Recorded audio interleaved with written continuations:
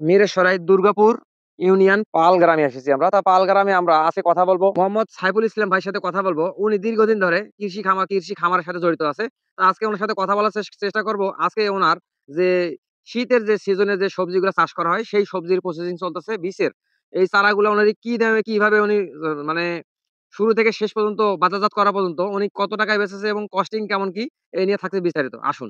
এগুলো কিসের চারা যদি একটু বলতেন? এগুলা তাল বেগুনের চারা। তাল বেগুন। এই জি। তাল বেগুনের সাইজটা কেমন কি? গোল যেটা? এই সাইজের বড় হয়। একটা বেগুন অনুমানিক কতটুকু একটা করে হবে? বেগুন 800 থেকে 900 গ্রাম হয়। ০.৫ কেজি ১ কেজি করে হবে? হ্যাঁ, হবে ইনশাআল্লাহ। আচ্ছা। এই এখন বর্তমানে এই চারাটার বয়স কতটুকু চলতেছে? এই চারার বয়স মাত্র এখন 13 দিন।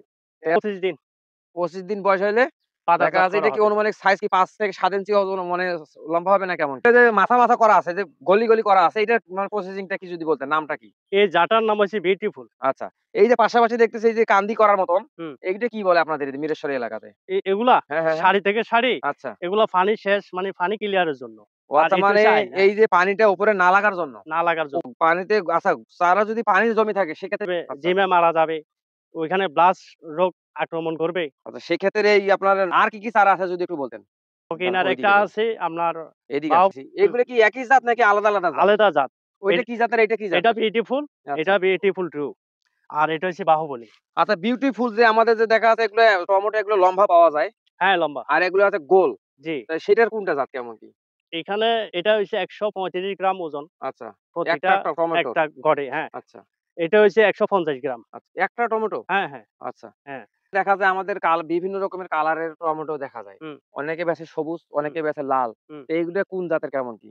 আপনারটা কোন মানে কেমন কালার হবে? আমার এটা টপটপে লাল হবে।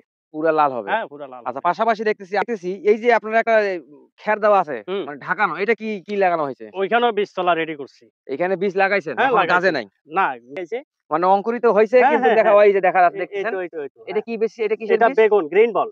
আচ্ছা, গ্রিন বল। হ্যাঁ, হ্যাঁ। মানে এই যে গোল বেগুন যেটা? হ্যাঁ, হ্যাঁ। গোল আচ্ছা, যে একটু সাইজে প্রতিটা বেগুনের ওজন ৩০০ থেকে ৩৫০ গ্রাম হবে। আচ্ছা। এই চারাগুলা আমার কাছে মনে হচ্ছে ৮ থেকে ১০ ইঞ্চি মানে হাইট হবে। এইটার বয়স কতটুক? এটার বয়স মাত্র ১৬ দিন। ১৬ দিন। এটা কি বাজারজাত করার বয়স হইছে না কেমন কি? নাকি আরো পরে বিক্রি না, করবেন? বাজারজাত করার সময় হয়ে আচ্ছা, গেছে। বর্তমান যে লাউ চারাটা দেখতেছি এইটা পার পিস কত টাকা দামে বেচতেছেন? এটা পার পিস আমরা পাইকারি ৳৫ করে বিক্রি করি। ৳৫ করে। জি। আর যারা লোকালে যারা নিতেছে চাষ করার জন্য তারা কত করে কিনবে ওনাদের কাছ থেকে?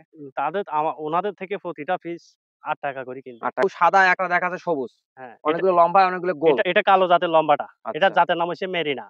আর কি আছে যদি দেখাইতেন? পাতাকপি। হ্যাঁ, এটা আপনার সাকাতা কোম্পানির। আচ্ছা, এটা পাতাকপিতে এগুলা দেখা যাচ্ছে বেগুনি কালার, হুম, এগুলো হচ্ছে সাদা।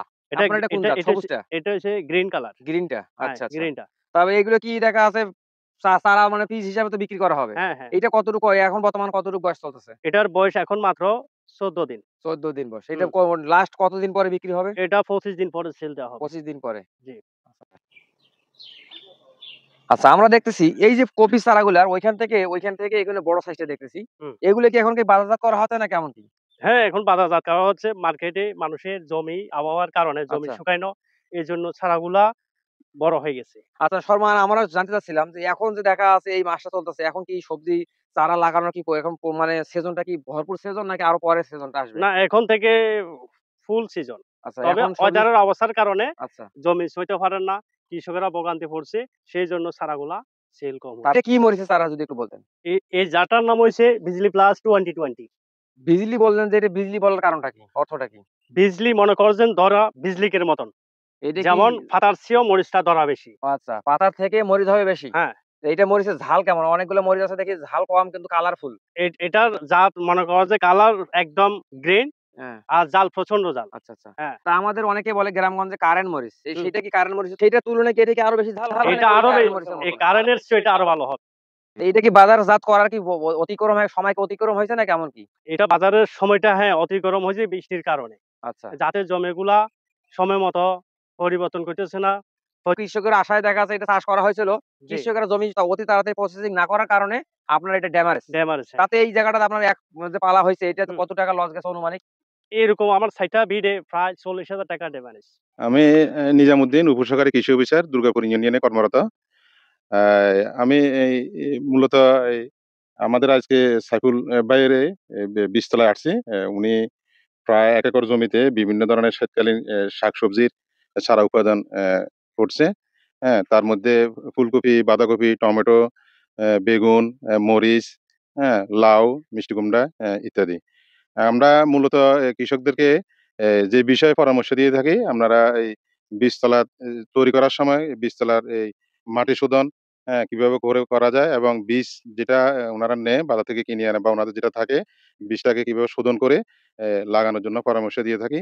আর বীজতলার এই যখন উনারা চারা লাগায়, এখন বিভিন্ন ধরনের পোকামাকড় এবং রোগবালাইয়ের উপদ্রব হয়। তখন আমরা বিশেষ করে বীজতলার মধ্যে পোকার মধ্যে হয় মাকড় বা সাদামাছি, রেড পামকিন বিটল বা লাল কুমড়া বিটল এগুলা দমানোর জন্য উনাদেরকে আমরা পরামর্শ দিই। কি, কি ওষুধ দিতে হবে, কখন দিতে হবে এইভাবে পরামর্শ দিই। আর আমাদের বীজতলার মধ্যে যে সমস্ত রোগগুলো হয় বিশেষ করে চারার গোড়া পচা যেটাকে আমরা ঢলে পড়া রোগ বলি। এটার জন্য আমরা কৃষকদেরকে বিভিন্ন ধরনের ছত্রাকনাশক বিশেষ করে জৈব বালানাশক দিয়ে কিভাবে দমন করা যায় এভাবে পরামর্শ দিয়ে থাকি। গুলো লাগানো আছে সেই বিষয় নিয়ে আপনি কেমন কি দেখলেন? কতটুক দেখলেন? কতটুক যে সুস্থ সবল আছে? অ্যা আমার দৃষ্টিতে চারা তো এখন বিভিন্ন স্টেজের আছে। কিছু বিক্রির উপযোগী হয়েছে, কিছু মধ্যবয়সী আছে, আবার কিছু অলরেডি বীজতলা ফেলাইছে মাত্র অঙ্কুরোদ্গম হইতেছে। মালচিং দিয়ে গোড়া আছে। আগাছা অর্থাৎ খড় দিয়ে গড়া আছে। এখন বীজতলার যে পারিপার্শ্বিক অবস্থা এবং আকাশ আবাদ মোটামুটি ভালোই অবস্থানে আছে। মোটামুটি চারার উৎপাদনে গ্রোথ এবং এ যে পরিবেশ দেখতেছি মোটামুটি সন্তোষজনক। যা আমার অনুমান হইতেছে আরকি। যারা উনার কাছ থেকে কৃষকেরা যারা উনার কাছ থেকে চারাগুলো নিয়ে যারা চাষ করবেন, চাষীরা তাদের উদ্দেশ্যে আপনি কি বলতে চাচ্ছেন? আমার দুর্গাপুর ইউনিয়নে আমার পাল গ্রামের সাইফুল ভাই এই অনেক জাতের এবং শীতকালীন শাকসবজির চারা উৎপাদন করতেছে। উনি এখানে অনেক কৃষক বাইরে থেকে এসেও পাইকারি এবং খুচরা নিয়ে যায়। উনি নিজেও এই মিঠাছড়া বাজারে বিক্রি করেন। আমি সবাইকে অনুরোধ জানাবো উনার কাছে যে চারাগুলা আছে আপনারা এ এ নিশ্চিন্তে নির্দ্বিধায় এই চারাগুলা কিনে নিজেরা চাষাবাদের জন্য আগ্রহী হবেন অবশ্যই। আর আমরা এই চারাগুলা আনার জন্য আমাদের অনেক কৃষক কিন্তু কুমিল্লা পর্যন্ত চলে যায়। হ্যাঁ? আমি আশা করি কুমিল্লা বা অন্যদিকে না গিয়ে সাইফুলের সাথে যোগাযোগ করে যদি আপনারা চারাগুলা নিজেরা লাগান তাহলে আপনাদের অনেক ভালো হবে এবং চারার মান এবং গুণগত মানও কিন্তু অনেক, অনেক ভালো কিন্তু। অনেকেই দেখা যাচ্ছে আপনার ভিডিও দেখে চারা নেওয়ার আগ্রহী থাকবে। তা সেক্ষেত্রে আপনার লোকেশন এবং যোগাযোগ নাম্বারটা একটু যদি বলে দিতেন। 0182872519 আরেকবার বলেন। 018358722519। উপসহকারী কৃষি অফিসার নিজামুদ্দিন ভাইয়ের কাছে শুনতে পারলাম। উনার কাছে যতটুকু আমাকে স্টেটমেন্ট দেওয়া হলো তার চারাগুলো উনার সুস্থ সবল আছে এবং আপনারা চাইলে উনার কাছে যোগাযোগ করে সুন্দর, সুন্দর চারাগুলা আপনারা ক্রয় করতে পারবেন। ধন্যবাদ সবাইকে।